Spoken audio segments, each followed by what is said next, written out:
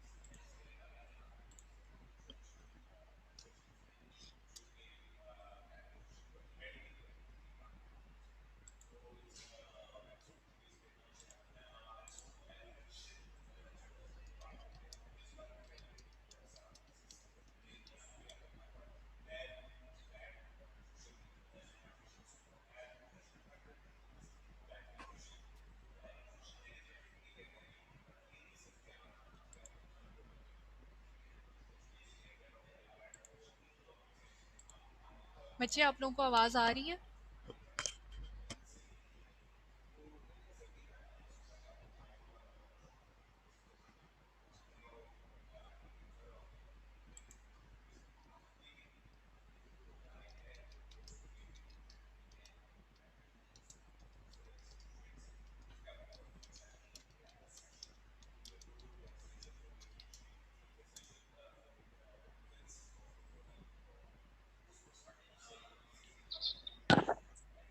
Yes ma'am. सब लोगों को आवाज़ आ रही है? जिसको आवाज़ नहीं आ रही अपना हैंड रेज करे।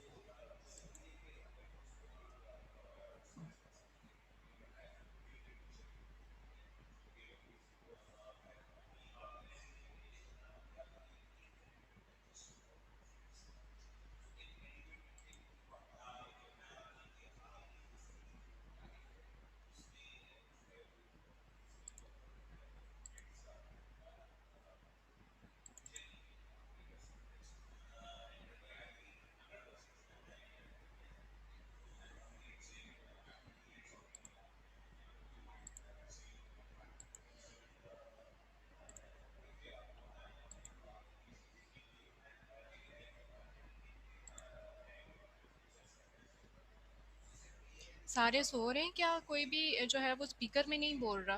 खैरियत है?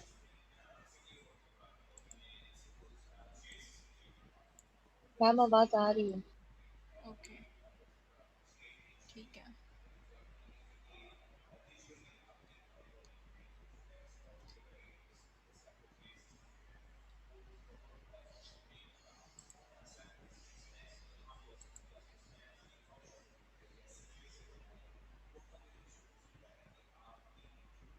बेटा, सब लोगों को लिंक मिल गया हुआ है ना?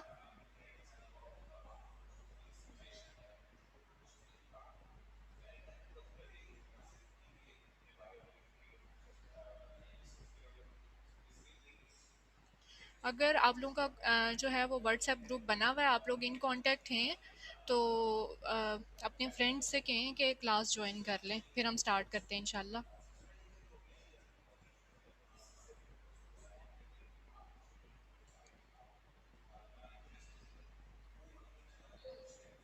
Okay ma'am.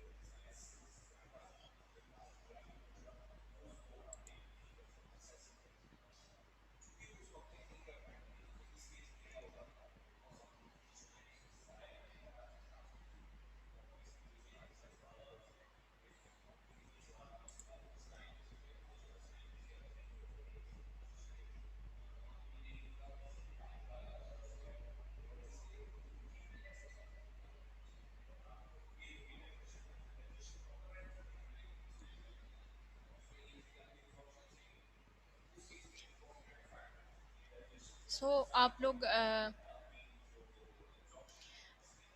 MRI के अबाउट तो जानते ही होंगे, मेरा भी इंट्रोडक्शन सबको ही होगा, ऐसे ही है।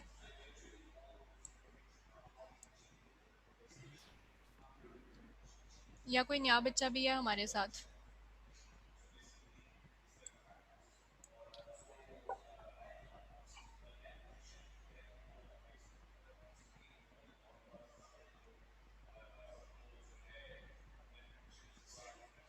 बेटा आप लोग रिस्पॉन्ड करेंगे मुझे तो ही लेक्चर जो है वो मैं स्टार्ट कर सकूंगी। विदाउट आपकी कोऑपरेशन ये क्लास स्टार्ट नहीं हो सकती। यस मैम, हम जी मैम। हैं। Yes ma'am. ठीक है, मैम सब ओल्ड ही हैं। सारे ही बच्चे फेमिलियर है ना मुझसे भी और मैं आपसे? Yes ma'am. यस अच्छा, नहीं मुझे मैम। ये बताएं कि बेसिक डिफरेंस तो आपको पता ही होगा MRI एंड अदर जो है वो इमेजिंग मोडालिटीज़, या मैं यस। इसको थोड़ा सा ओवरव्यू दे यस दूं मैम। उसके बाद जो है हम लेक्चर स्टार्ट करें?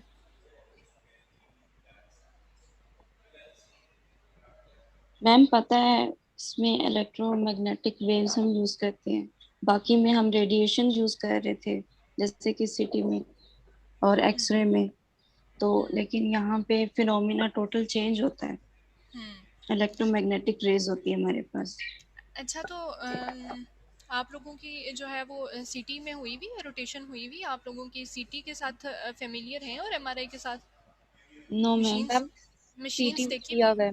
Yes ma'am. सब लोगों सिटी ने किया हुआ किया? मैम। सब लोगों ने किया हुआ है या एक बच्चे ने किया हुआ है, दो बच्चों ने? मैम सबने नहीं किया हुआ। कुछ बच्चों अच्छा, ने किया हुआ मैम। ठीक है।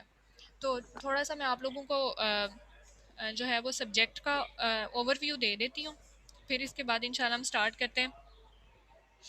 तो ऐसा है कि जितनी भी रेडियोलॉजिकल मोडालिटीज़ हैं, मेडिकल इमेजिंग की जितनी भी मोडालिटीज़ हैं, अ, उसमें CT में, एक्सरेज में, फ्लोरोस्कोपी में, मेमोग्राफी में जो है वो एक्स रेडिएशंस यूज़ होती हैं, जिनको एक्सरेज कहा जाता है। आयोनाइजिंग रेडिएशंस होती हैं। अल्ट्रासाउंड में आप सब लोगों को ही पता है कि साउंड वेव्स यूज़ होती हैं, ठीक है। और न्यूक्लियर मेडिसिन में जो है वो गामा रेज यूज़ होती हैं। द ओनली इमेजिंग मोडालिटी जिसमें मैग्नेटिक फील्ड यूज़ होती है वो है MRI, ठीक है। इसमें हमें जो है वो कोई रेडिएशन यूज़ नहीं हो रही, ठीक है। आप सारे ही लोग फेमिलियर होंगे मैग्नेटिक फील्ड से। This is all about the field, magnetic field. इसमें जो है वो कोई भी आपको आयोनाइजिंग रेडिएशंस का कोई रोल नहीं होगा या नॉन आयोनाइजिंग रेडिएशंस का कोई रोल नहीं होगा, ठीक है। MRI के नाम से ही है, MRI stands for magnetic resonance imaging. आगे मैं आपको एक्सप्लेन कर दूंगी कि what is magnetic, what is resonance and what is imaging. पहले हमारे लेक्चर के कुछ जो है वो ऑब्जेक्टिव्स हम देख लेते हैं, ठीक है। थोड़ा सा मैं आप लोगों को बता भी दूं कि हम लोगों ने करना कैसे है, स्टार्ट कैसे करना है और एंड कैसे करना है। पहले आप लोग सारे इसके ऑब्जेक्टिव्स देख लेंगे। MRI यूज़ कहाँ कहाँ होती है सारी एक ये पहला जो लेक्चर है ये पूरे आपके कोर्स की एक ओवरव्यू है, ठीक है। जितना भी हमने पढ़ना है उसमें आपका फिज़िक्स भी आएगी, MRI की फ़िज़िक्स आएगी, मैग्नेटिक फील्ड, MRI मशीन का जितना भी हार्डवेयर है वो हमने इन डिटेल पढ़ना है इंशाल्लाह। उसके बाद रीजन वाइज हमने पढ़ना है कि ब्रेन से स्टार्ट होके हमने ब्रेन से स्टार्ट करना है इंशाल्लाह। उसके बाद जो है वो हम अब्डोमेन पे जाएंगे। उसके बाद जो है जितने भी MRI के रिलेटेड प्रोसीजर्स हैं वो वन बाय वन हम इंशाल्लाह रीजन वाइज इनको करेंगे, ठीक है।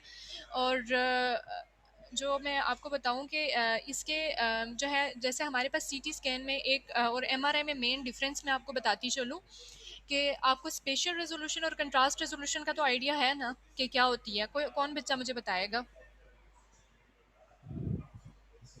वह स्पेशल हमारे पास होती है combination of detailed G regulation. Ji,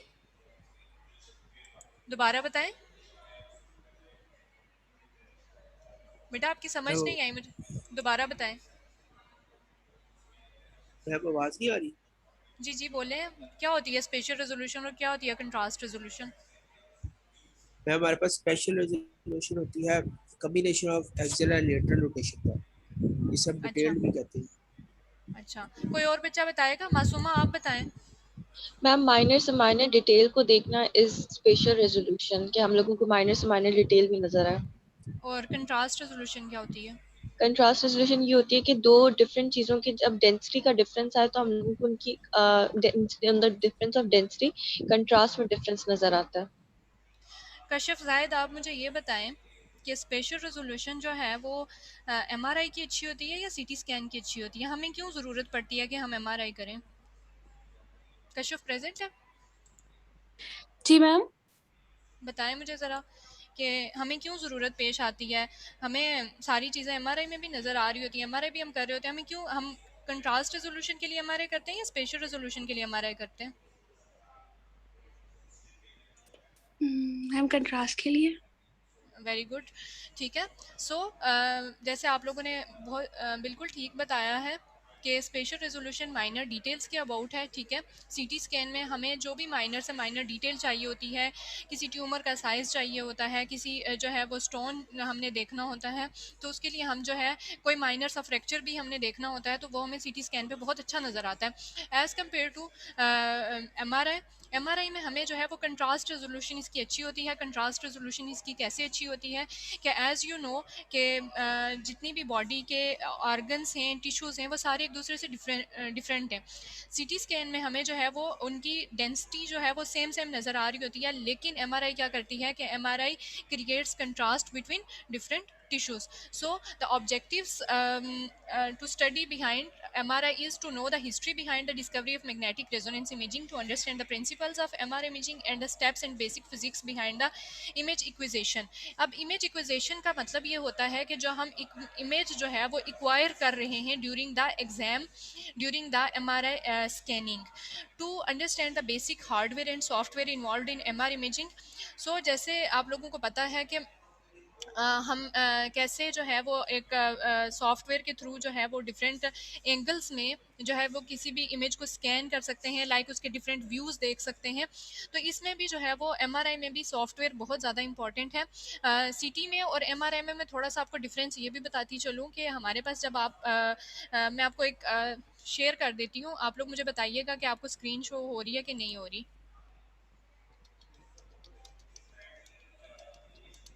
screen show आपको गूगल शो हो रहा है?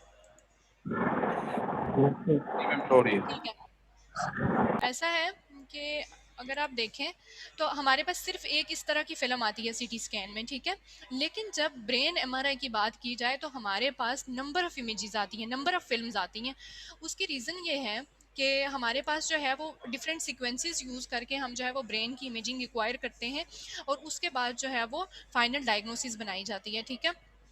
तो आप एक अपने माइंड में ये भी जो है वो डिफरेंस बैठा लें कि जो है वो there are number of different films in MRI imaging, ठीक है। तो वो कैसे कैसे डिफरेंट होंगी, उनमें हमने डिफरेंस कैसे क्रिएट करना है वो भी हम इंशाल्लाह देखेंगे, to elaborate the advantages and disadvantages and uses of the MRI, to understand the safety issues associated with MRI, to familiarize with the latest application of the MRI।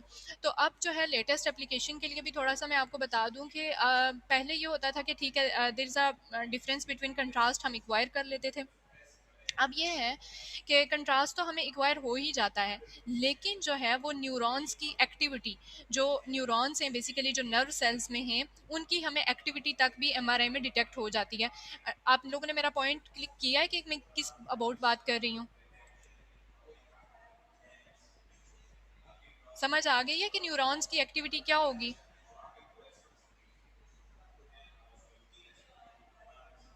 No answer. Ma'am conduction of nerve impulses. हाँ, तो हमें वो भी किस में detect हो जाएगी? MRI में। एमआरआई में।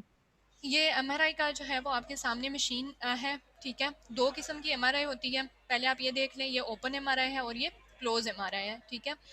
क्लोज एमआरआई जो है वो उन पेशेंट्स के लिए ज़्यादा जो है वो प्रेफर की जाती है जो क्लास्ट्रोफोबिक पेशेंट्स हों, बच्चे हों, ठीक है, और जिनको जो है वो सफोकेशन ना हो रही हो कोई किसी, ठीक है। तो ये हमारे पास जो है वो इसके रिजल्ट्स जो हैं वो अच्छे नहीं हैं as compare to close MRI, ठीक है। बेसिक हार्डवेयर इसका देख लें कि थोड़ा सा डिफरेंट है हमारे पास इसका हार्डवेयर सीटी स्कैन के कंपैरिजन से। उसकी गेंट्री हमारे पास जो है वो थोड़ी शॉर्ट होती है। उसमें हमने जो है वो सारे के सारे पेशेंट को लाई डाउन नहीं कराना होता, उसमें उसी एरिया को हम गेंट्री में प्लेस करते हैं जिसका हमें एग्जाम रिक्वायर्ड होगा। लाइक ब्रेन का एग्जाम रिक्वायर्ड है तो सिर्फ हम ब्रेन को ही जो है वो गेंट्री में जो है वो रखेंगे। इसी तरह अब्डोमेन है या पेल्विस है या जो भी हमें रिक्वायर्ड पार्ट है। लेकिन इसमें जो है हमने क्या करना होता है कि हमने हमें पेशेंट को पूरे का पूरा गेंट्री में लटाना होता है, और हमें जिस एरिया का एग्जाम रिक्वायर्ड होता है वहाँ पे हम एक एक्सटर्नल कॉइल्स भी एक चीज़ होती हैं। वो कॉइल्स क्या होती हैं, कैसी नज़र आती हैं, वो भी मैं आपको दिखाऊंगी। तो हमने उनको अगर मैं ब्रेन की बात करूँ तो हमने जो है वो ब्रेन की डिफरेंट कॉइल होती है, चेस्ट की डिफरेंट कॉइल होती है, अब्डोमेन की डिफरेंट कॉइल होती है, और ऐसे ही लिम्स की भी डिफरेंट कॉइल्स होती हैं। हमने उनके अंदर जो है वो उस पार्ट को रख के तो गेंट्री में पेशेंट को लाई डाउन कराना होता है, और उसके बाद जो है वो इमेजिंग स्टार्ट होती है। The most important thing is between the C T scan and MRI is जो है वो C T scan examination within 5 minutes आपका हो जाता है। ठीक है, मतलब आप 5 मिनट्स के अंदर अंदर विदाउट कंट्रास्ट आप कर सकते हो विद इन 5 मिनट्स। अगर कंट्रास्ट स्टडीज़ हैं तो उसमें हमें थोड़ा सा टाइम लग जाता है, लेकिन स्कैनिंग टाइम जो है वो MRI का ज़्यादा है। लाइक एक सीक्वेंस जो है वो MRI का हमसे 5 मिनट्स ले लेता है। तो अगर ब्रेन का विदाउट कंट्रास्ट जो है वो CT स्कैन 5 मिनट्स में हो रहा है, तो MRI का जो है वो टाइमिंग जो है वो ब्रेन के लिए हमें एटलीस्ट 20 to 25 मिनट्स चाहिए होते हैं। हमें जितने ज़्यादा सीक्वेंस हम अप्लाई करेंगे उतनी ही ज़्यादा हमारी टाइमिंग इंक्रीज़ होती जाएगी। ठीक है, अब मैग्नेटिक क्या है, मैग्नेटिक मैग्नेट से रिलेटेड है। सॉरी, मैं इसको थोड़ा आपको एलोबरेट कर दूं। पेशेंट टेबल होगा, पेशेंट होगा, गेंट्री है बेसिकली, MRI स्कैनर कट हुए का सेक्शन है ये। इसमें रेडियो फ्रिक्वेंसी कॉइल्स होती हैं, ग्रेडियंट कॉइल्स होती हैं, मैग्नेट प्लेस हुआ हुआ है, और ये स्कैनर है। हम इसको ये जितनी भी आपकी लेबल्ड चीज़ें हैं हम इनको भी इंशाल्लाह इन डिटेल पढ़ेंगे। फ़िलहाल ये सारी वो चीज़ें हैं जिनकी आपको एक बार हो जाए, आप उनके नाम से फेमिलियर हो जाए, और फिर हम इंशाल्लाह उनको इन डिटेल देखेंगे। मैग्नेटिक का आपको पता ही है कि मैग्नेट से रिलेटेड है। Resonance, the quality of being resonate vibrate by the external stimulus. ठीक है, बॉडी के अंदर जो टिश्यूज़ हैं वो मैग्नेटिक फील्ड से उनको मैग्नेटिक फील्ड का उनको स्टिमुलस मिलेगा, और वो बीइंग रेजोनेट होंगे या वाइब्रेट होंगे, और हमें जो है वो इमेजिंग में हेल्पफुल होंगे। मैग्नेटिक रेजोनेंस इमेजिंग का जो है वो आप बेसिक मतलब समझ गए कि इसमें बेसिकली बॉडी को पेशेंट को रखा जाता है। पेशेंट की बॉडी इंटरेक्ट करती है मैग्नेटिक फील्ड से, और हमें फिर इमेज इक्विजेशन होती है। यहाँ MRI का फिनोमिना समझ आ गया। Yes Yes, ma'am. मैम। अब वो फिनोमिना जो है वो हम इन डिटेल भी देखेंगे। आपको पूरा जो है वो at the end of lecture में आपको बता दूंगी कि मैग्नेटिक फील्ड जो है वो पेशेंट की बॉडी के कौन कौन से सेल्स के साथ इंटरेक्ट करती है, और हमें इमेज कैसे एक्वायर होती है। Introduction to MRI uses magnetic fields in radio waves to create detailed images of the organs and tissues within the body. ठीक है, इसमें हम जो है वो रेडियो वेव्स यूज़ कर रहे हैं और मैग्नेटिक फील्ड यूज़ कर रहे हैं। Radio waves are radio frequency pulses. इनको आपने जो है वो क्या RF पल्स इसका नाम होता है, वो भी आगे आएगा। Also known as nuclear magnetic resonance. Why it is called as nuclear magnetic resonance we will see in next slide inshallah. No ionizing radiations implies radio frequency pulse ranging from 1 to 80 megahertz. इसमें जो RF pulse हम use कर रहे हैं, जैसे sound waves use होती थी ultrasound में और उनकी हर्ट्ज या किलो हर्ट्ज में फ्रीक्वेंसी होती थी, इसी तरह से इसमें जो है वो RF पल्स की 1 to 80 मेगाहर्ट्ज तक की फ्रीक्वेंसी होती है जो हम अप्लाई करते हैं। Why it is called as NMR। भाई हम इसे क्यों NMR कह रहे हैं? न्यूक्लियर तो न्यूक्लियर मेडिसिन से रिलेटेड होना चाहिए ना, बट नहीं, हम इसको देख लेते हैं। MRI is based on nuclear magnetic resonance whose name comes from the interaction certain atomic nuclei in the presence of an external magnetic field when exposed to RF frequency electromagnetic waves of specific frequency। इसमें basically कहा यह गया है कि जो हम RF pulse जो है और इलेक्ट्रोमैग्नेटिक वेव्स को हम अप्लाई कर रहे हैं वो बेसिकली इंटरेक्ट कर रही है atomic nuclei with in the body of the patient. इसलिए इसको जो है वो क्या कहा जा रहा है? Nuclear magnetic resonance imaging. बेटा यहाँ तक समझ आ गई है सबको? Yes, ma'am. Yes ma'am. किसी का कोई क्वेश्चन हो तो यू कैन आस्क मी, फिर हम आगे चलते हैं। जिसको समझ ना नो आई हो मैम। या जिसका कोई क्वेश्चन हो? सब लोगों को समझ आ गई है? Yes ma'am. चलें वो मैं थोड़ी देर के बाद क्वेश्चन पूछ के पता कर लेती हूँ कितनी समझ आई है। So the types of MRI scanners I told you, open MRI low magnetic field strength made of permanent magnets, closed MRI superconducting magnets of high field strength. So जो है मैंने आपको बताया कि जो है वो बेसिकली जो है वो हम मैग्नेट यूज़ कर रहे हैं, ठीक है। मैग्नेट्स कौन से यूज़ होते हैं वो हम एमआरआई के हार्डवेयर में इन डिटेल देखेंगे। कुछ मेन मेड मैग्नेट्स होते हैं, कुछ नेचुरल मैग्नेट्स होते हैं, लेकिन क्लोज्ड एमआरआई में जो है वो सुपर कंडक्टिंग मैग्नेट्स हम यूज़ करते हैं ऑफ हाई फील्ड स्ट्रेंथ, ठीक है। जिससे हमारे पास क्या होता है, same is the phenomena in ultrasound के जैसे। आप लोगों को पता है कि अल्ट्रासाउंड में जब हम अच्छी मशीन यूज़ करते थे, उसका पीजो इलेक्ट्रिक क्रिस्टल अच्छा यूज़ करते थे, हमारे पास रेजोल्यूशन अच्छी आती थी। तो इसी तरह हम जब यहाँ पे सुपर कंडक्टिंग अच्छे मैग्नेट्स यूज़ करेंगे तो हमारे पास जो है वो इमेजिंग भी, उसकी क्वालिटी भी, उसकी रेजोल्यूशन भी हमें ज़्यादा अच्छी नज़र आएगी। लो मैग्नेटिक फील्ड स्ट्रेंथ में हमारे पास जो है वो चीज़ें पॉसिबल नहीं होती। These are, as I explained earlier, कि ये वही parts of MRI scanner है। Introduction: Magnetic resonance imaging uses magnetic fields and pulses of radio wave energy to make pictures of organs inside the body. In many cases, MRI gives different information about the structures in the body than can be seen with an X-ray, ultrasound, or computer tomography scanning.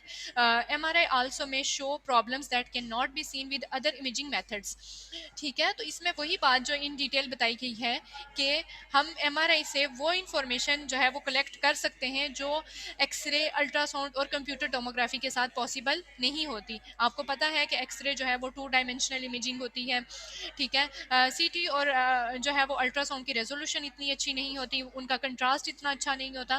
तो इसलिए हमें जो है वो during MRI scanning हमें वो information भी मिल रही होती है, लाइक के जैसे ब्रेन के डिफरेंट पार्ट्स होते हैं, आप सबको ही पता होंगे, सेरिब्रम है, सेरिबेलम है, गायराएँ हैं, साल्काएँ हैं, इंटरनल कैप्सूल है, थैलामाएँ हैं। तो वो सारी चीज़ें आपको जो है वो सीटी पे इतनी अच्छी नज़र नहीं आ रही होती, डिफरेंशिएट नहीं हो रही होती। वो सारी की सारी माइनर डिटेल्स भी आपको जो है वो एमआरआई पे शो हो रही होती हैं। MRI scanners use strong magnetic fields, radio waves and field gradients to generate images of the organs in the body, ठीक है। इसमें उसने ये कहा है कि हम स्ट्रॉन्ग मैग्नेटिक फील्ड यूज़ करते हैं, रेडियो वेव्स यूज़ करते हैं and field gradients to generate the images of the body organs, ठीक है। MRI does not involve X-rays which distinguish it from computer tomography. While the hazards of X-rays are now well controlled in most medical contexts, MRI still may be seen as superior to CT in this regard, कि फिर भी हमें जो है मैंने जो है एक रिसर्च है और उस रिसर्च का जो है वो मैं आपको कंक्लूजन बता दूं कि 400 X-rays are equal to 1 CT scan, ठीक है। समझ आ गई मेरी बात के जो 400 एक्सरेज में रेडिएशन डोज पेशेंट को मिलती है वो एक सीटी स्कैन एग्जामिनेशन में मिलती है। इसलिए जो है वो एमआरआई स्टिल जो है वो सुपीरियर है to CT scan in in reference to safety. समझ आ गई है बात की? Yes yes ma'am. मैम। ठीक है। तो सुपीरियर है और सुपीरियर की आपको जो है वो पता होनी चाहिए कि क्यों सुपीरियर है, ठीक है। MRI is based upon the science of nuclear magnetic resonance, जिसकी मैं आपको definition पढ़ा चुकी हूँ। Certain atomic nuclei are able to absorb and emit the radio frequency energy when placed in an external magnetic field। यहाँ पे बात ये हो रही है कि बॉडी में जो एटॉमिक न्यूक्लाई हैं उनमें ये एबिलिटी होती है कि वो ऑब्जॉर्ब भी कर सकें और एमिट भी कर सकें रेडियो फ्रिक्वेंसी। इस फिनोमिना की वजह से ही हमारे पास जो है वो MRI इमेजेस जनरेट होती हैं, क्योंकि हमारी बॉडी के कुछ जो है वो सर्टेन जो है एटॉमिक न्यूक्लियाई हैं वो RF पल्स को जो है वो ऑब्जॉर्ब भी कर सकते हैं और उसको एमिट भी कर सकते हैं। In clinical and research MRI, hydrogen atoms are most often used to generate a detectable radio frequency signal that is received by antennas in close proximity to the anatomy been examined, ठीक है। तो इसमें basically ये कहा गया है कि hydrogen atoms जो बॉडी में हैं, ठीक है, वो बेसिकली क्या करते हैं, डिटेक्ट करते हैं एमआरआई सिग्नल्स को, उनको एमिट करते हैं और जो जब एमिट होते हैं और उन न्यूक्लियाई से तो वो जो एंटीनास लगे हुए हैं मशीन के अंदर वो उनको डिटेक्ट करते हैं और जो है वो हमारे पास एनाटॉमी जो है वो आ जाती है थ्रू हमारे पास जो है वो डिफरेंट फार्मूलाज लगते हैं, इसमें डिफरेंट सॉफ्टवेयर्स होते हैं, उनसे हमारे पास जो है वो सिस्टम में उसकी एनाटॉमी शो होती है। समझ आ गई बात की या नहीं आई? सिर्फ एक बच्चे को आई है समझ, बाकी को नहीं आई? मैम समझ आ गई। क्या समझ आई है जरा मुझे समझ भी आ बताओ। गई। बेटा बेटा एक्सप्लेन करो जरा, क्या समझ आई है? इस स्लाइड को जरा एक्सप्लेन करो, मैंने क्या कहा है।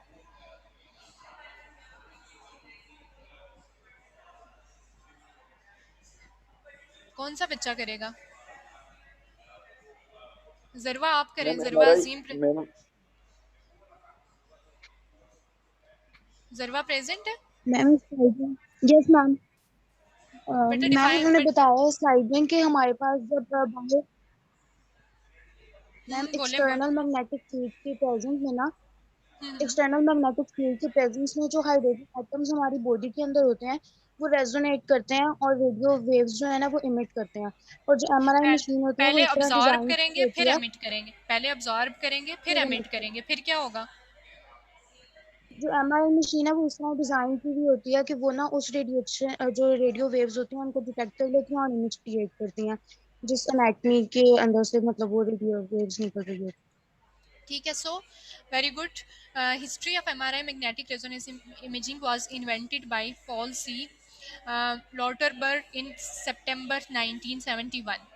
बेसिकली जो है वो ये 20th सेंचुरी के एंड पे जो है वो हुई है, ठीक है, इन्वेंट हुई है। रिसेंट जो है वो मेडिकल इमेजिंग जो है, रेडियोलॉजी की एक फील्ड जो है, उसमें इसकी जो है हम रिसेंट इन्वेंशन बोलेंगे इसको, ठीक है। जैसे एक्सरे 1896 में हुए, फ्लोरोस्कोपी जो हुई वो अर्लियर हुई, उस तरह से जो है एमआरआई जो है वो हम इसको लाइक न्यूक्लियर मेडिसिन, हम इसको रिसेंट इन्वेंशन जो है वो हम कहते हैं इन जो है वो medical imaging.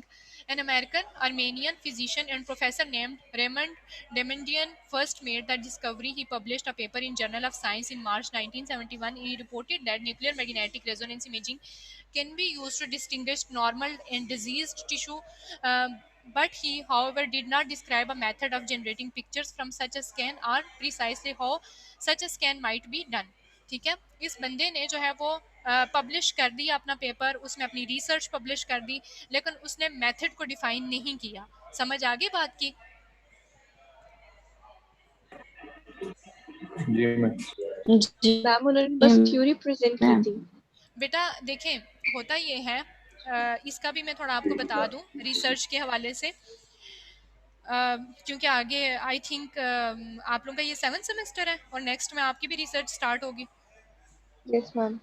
हाँ, ऐसा यस है, मैम। उस बंदे ने अपने तौर पे एक एग्जामिनेशन कर लिया, ठीक है, उसने अपनी फाइंडिंग्स बना ली। जैसे आप में से कोई भी बच्चा उठ के जो है वो एक एक्सपेरिमेंट करता है, उसको फाइंडिंग्स मिल जाती हैं और उस पे वो क्या करता है कि उस पे वो एक आर्टिकल लिख के, रिसर्च आर्टिकल लिख के जो है वो पब्लिश कर देता है किसी भी जर्नल में, ठीक है।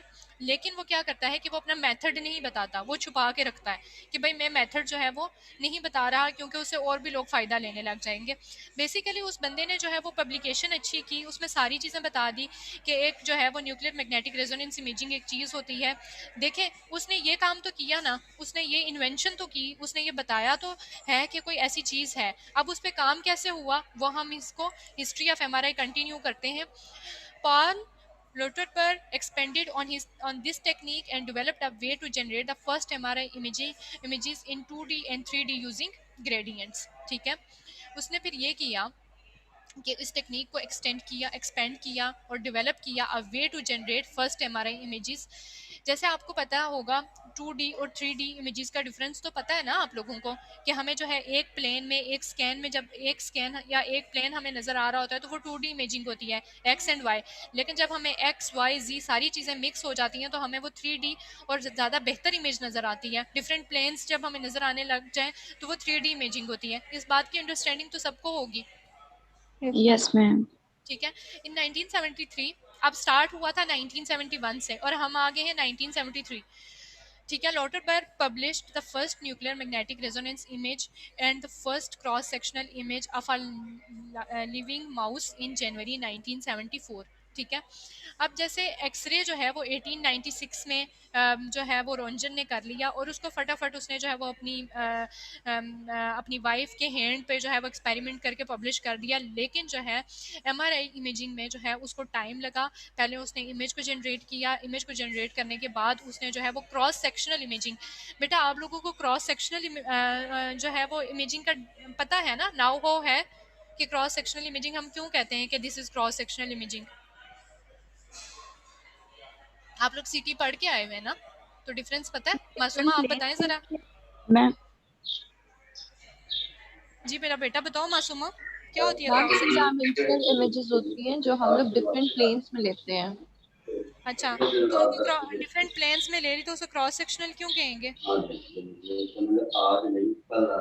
क्योंकि मैम मैम वो वो इस तरह कट लगता है कट कि जैसे कट कर रहे हैं बॉडी को.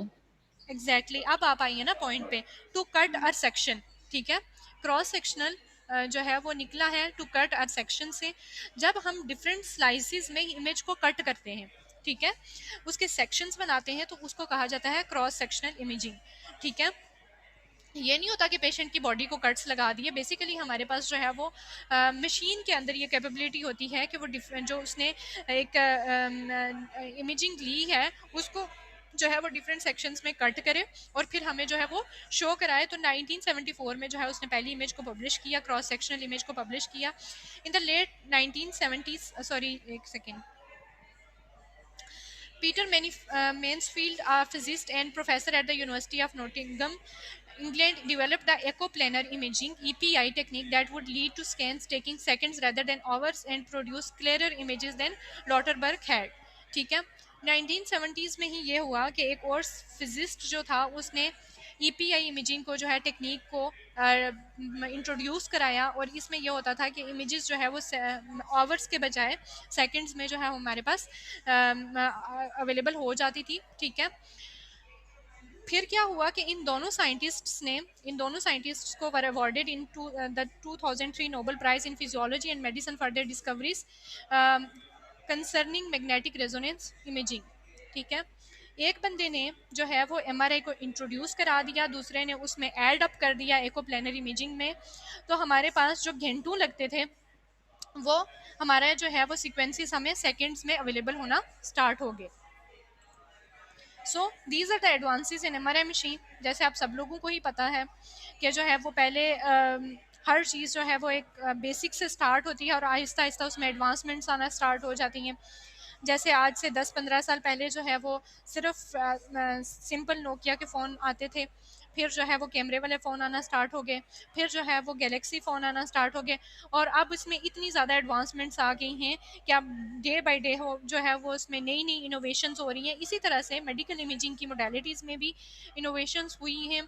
ठीक है. पहले हमारे पास इस तरह की जो है वो मैग्नेटिक रेजोनेंस की एक मशीन होती थी. फिर इसको मॉडिफाई किया गया, एक ओपन एमआरआई टाइप उसको जो है वो शक्ल दी गई और उसके बाद हमारे पास आजकल जो है वो मोडालिटी है वो ये वाली है. ठीक है. यहाँ तक बेटा सब लोगों को क्लियर हो गया है, सब लोगों के माइंड में कॉन्सेप्ट बैठ गया है एमआरआई का. Yes Yes, ma'am. ma'am. So yes ma'am.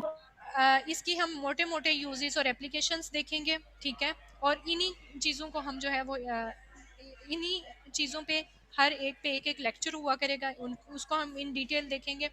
आज थोड़ा सा जो है वो क्लासरूम की वजह से मसला हुआ है. आप लोगों का जो क्लासरूम एलोकेटेड था उसमें सिस्टम नहीं था.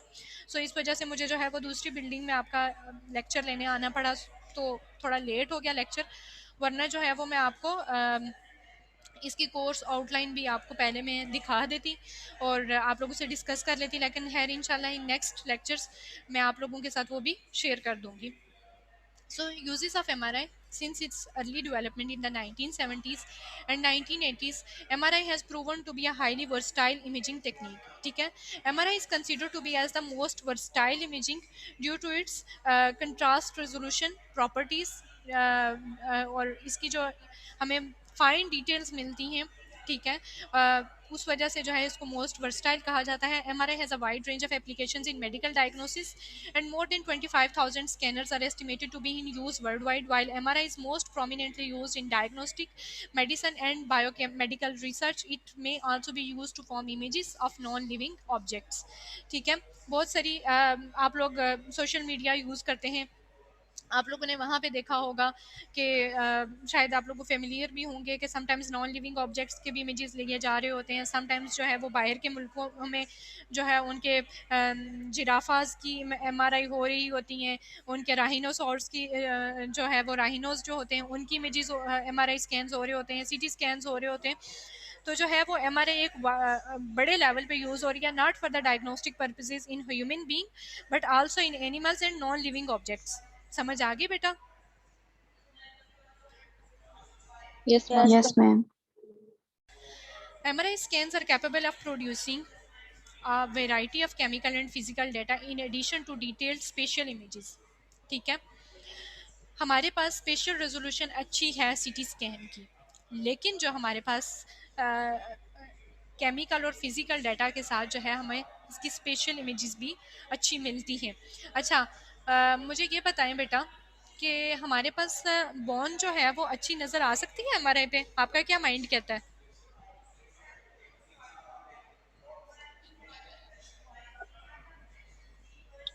मैम टिश्यू ज्यादा अच्छे क्लियर नजर आते हैं एमआरआई पे। नहीं, आप मेरा क्वेश्चन मैं दोबारा से क्वेश्चन कर लेती हूँ। आपकी पूरी क्लास से मेरा क्वेश्चन है, एज आई नो के there are the most brilliant minds in my class, in this class, तो मैं आपसे ज़्यादा जो है वो एक्सपेक्टेशन भी रखती हूँ और मुझे अच्छा लगता है कि आप लोग जब अच्छे आंसर करते हैं। सो मेरा क्वेश्चन दोबारा से समझें।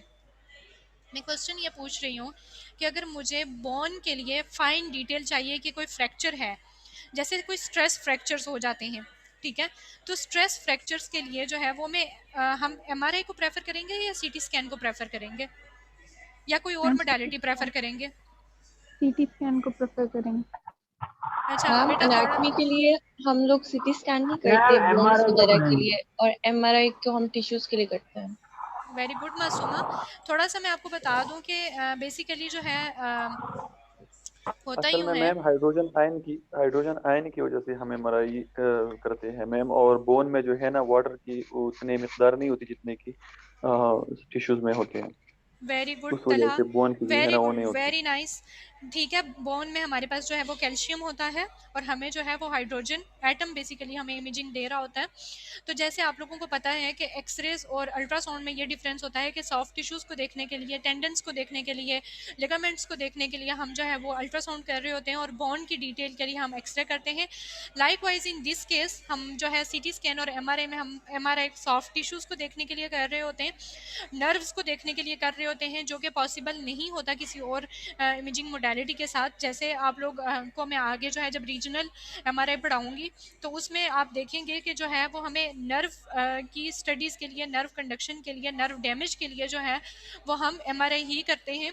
ठीक है, तो फाइन डिटेल्स जो हैं वो बोन की हमें नज़र आ जाती हैं सीटी स्कैन पे, और सॉफ्ट टिश्यूज डिटेल्स के लिए we will go to MRI scans. और स्ट्रेस फ्रैक्चर्स का मैंने नाम लिया था बेटा, आप लोगों ने अक्सर स्ट्रेस फ्रैक्चर्स का नाम सुना होगा। स्ट्रेस फ्रैक्चर्स में बेसिकली जो outer most layer of bone होती है, ठीक है, मोस्टली ये जो है हमारे पास जो क्रिकेटर्स होते हैं या जो प्लेयर्स होते हैं, इनमें कहीं बॉल लगने से हो जाती है या कहीं पे किसी को जो है गिरने से लग जाती है। फोर्स की वजह से भी हो सकती है। बेटा अली, आपका जो है वो बिल्कुल माइक क्लियर नहीं है और नॉइस क्रिएट हो रहा है आपके माइक की वजह से।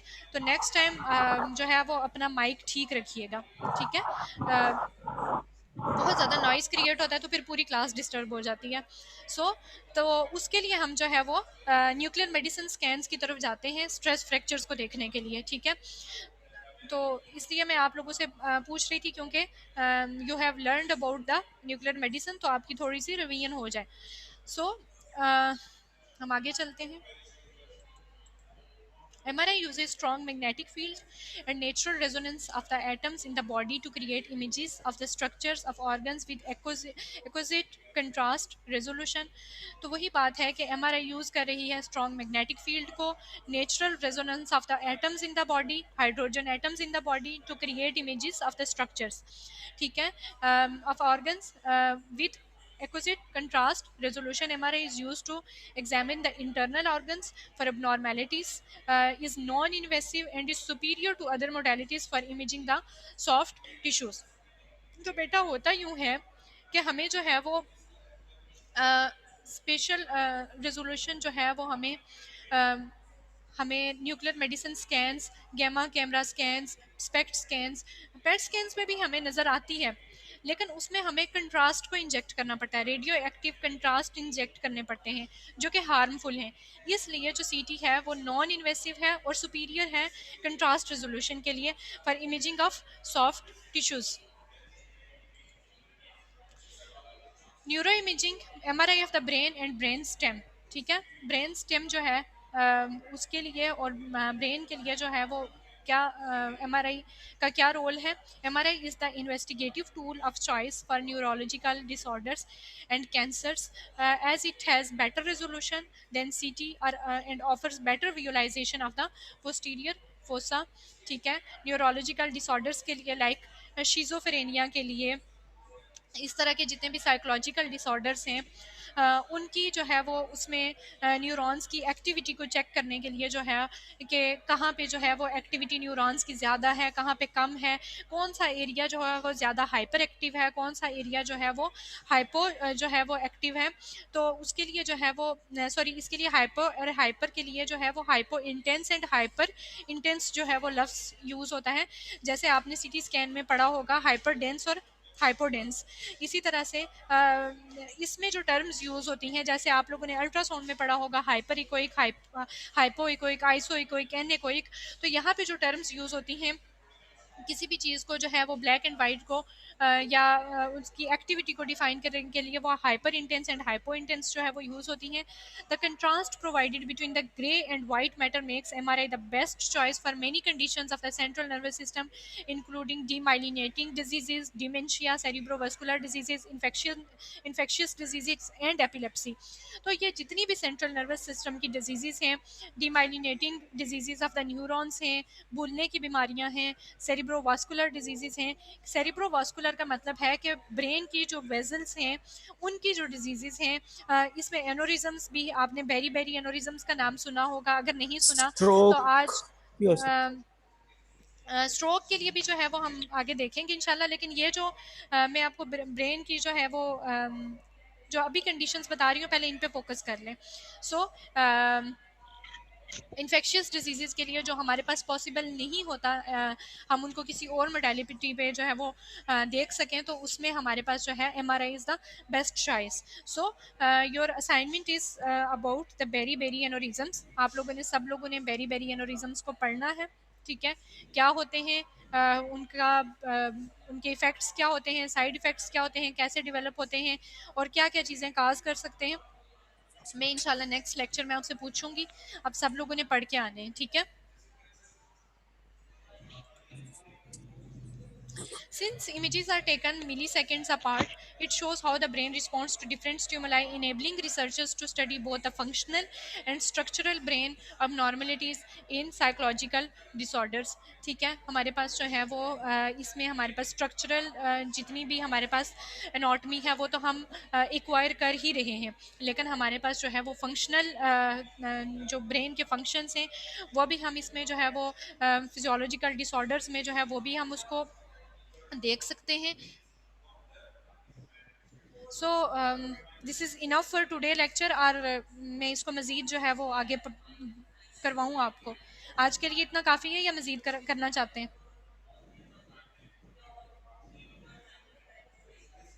मैम काफी है, नेक्स्ट कर लेंगे काफी। बाकी बच्चे बताएं।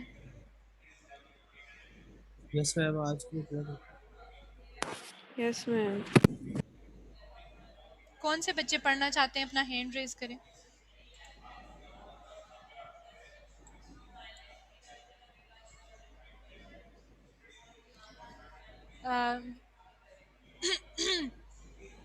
सो हम जो है वो 2 बच्चे हैं, तो 3 सो हम जो है वो देखते हैं इसमें जो है कि कम बच्चे कह रहे हैं, बाकी नहीं पढ़ना चाह रहे, तो बेटा नहीं पढ़ाऊँगी, क्योंकि जब आपके दिमाग में ही कुछ ना बैठे तो मेरे बोलने का क्या फ़ायदा। तो सब मुझे खुशी होती है कि अगर सब मैम मैंने बैरी वैसे भी एनालिज्म का मैं बताऊं? बेटा नेक्स्ट क्लास में मैंने कहा है कि मैंने नेक्स्ट क्लास में सबसे सुनना है, ठीक है। सो वैसे भी टाइम जो है वो एंड होने वाला था 9:55 पे, तो मैंने वैसे भी आपको नहीं पढ़ाना था, लेकिन मैं आई वाज चेकिंग के भाई कौन सा जो है वो बच्चे इंटरेस्ट से पढ़ रहा है। खुशी खुशी पढ़ा करें, खुशी खुशी पढ़ेंगे तो सारी चीज़ें अब्जॉर्ब हो जाएंगी। वो आप लोगों ने सुना ही होगा कि जब खाना खुशी से खाओ, मेडिसिन खुशी से खाओ, तो आप जल्दी ठीक हो जाते हो, लेकिन अगर मुंह बना बना के खाओ तो वो आपको लगती नहीं है। ऐसा सुना है ना? Yes ma'am. तो यस मैम। जब खुशी खुशी पढ़ोगे नहीं ना, तो फिर समझ भी नहीं आएगी, फिर मज़ा भी नहीं आएगा। तो कुछ भी पढ़ रहे हो, कुछ भी काम कर रहे हो, हर चीज़ खुशी खुशी करनी चाहिए, ठीक है। सो इन नेक्स्ट लेक्चर जो है वो मैं आपको इनकी जो है वो थोड़ा सा दिखा देती हूँ कि बाकी हम इसकी एप्लीकेशंस देखेंगे, ठीक है। और एप्लीकेशंस देखने के बाद ये एक एक स्लाइड में मैंने आपको सिर्फ एप्लीकेशन का सिर्फ जो है वो इंट्रोडक्शन दिया हुआ है, तो इन सारी चीज़ों को हम जो है वो इन डिटेल देखेंगे। बेसिक ये जो है एक ओवरव्यू था पूरे सब्जेक्ट का कि हम इसमें क्या क्या देख सकते हैं, क्या क्या पढ़ सकते हैं और इसका बेसिक कॉन्सेप्ट क्या है। इसका जो हार्डवेयर है वो भी बहुत ज़्यादा इम्पोर्टेंट है, क्योंकि this is totally different from the other imaging modalities. तो आपको इन डिटेल उसकी सारी पता होनी चाहिए कि जैसे लाइक बाकी सारी मोडालिटीज़ में रेडिएशंस कहाँ से निकल रही हैं, सोर्स क्या है, डिटेक्टर्स कौन से लगे हुए हैं। तो इसी तरह से इसमें भी ये इम्पॉर्टेंट है कि आपको पता होना चाहिए कि कौन सी कॉइल्स हम यूज़ कर रहे हैं, what is radio frequency coils, what are the gradient coils, hydrogen atom की जितनी भी जो है वो फिज़िक्स है वो भी इंशाल्लाह, ये सारा हार्डवेयर और सॉफ्टवेयर हम इंशाल्लाह इन डिटेल जो है वो अपकमिंग लेक्चर्स में देखेंगे। अगर आज के लेक्चर के हवाले से किसी का कोई भी क्वेश्चन है तो you can ask me. Lecture इंशाल्लाह जो है वो मैं आज ही अपलोड कर दूँगी LMS पे अभी थोड़ी देर में, और रिकॉर्डिंग आपके साथ शेयर कर दूँगी। लेकिन आप अगर आपको कोई क्वेश्चन है तो यू कैन आस्क मी। बेटा ये अपना माइक ऑफ कर दें। कौन सा बच्चा है? No question?